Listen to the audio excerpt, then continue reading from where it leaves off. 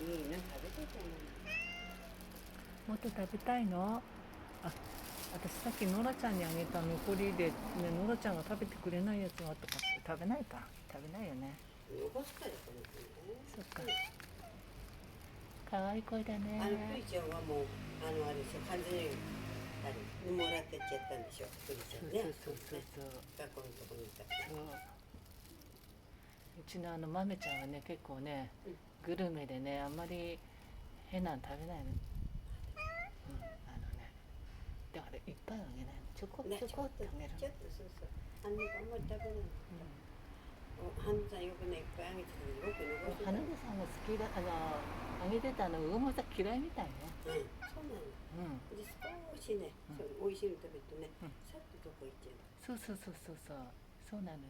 だからね、ちょこちょこって言ってね、残さない程度にね。おいで、こっちおいで。こっちおいで。おいでって。おいで。かわいい声でね。ちゃんと共済してるの。あの人に、なんだっけ。すごい音だね。声がすごくクリちゃん。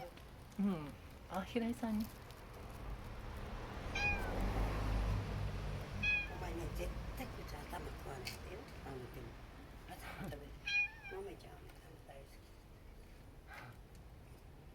いらないでしょ。食べないとあげないもん。そこら中。分かったんじゃん。寝ながら泣いてる。すごいか。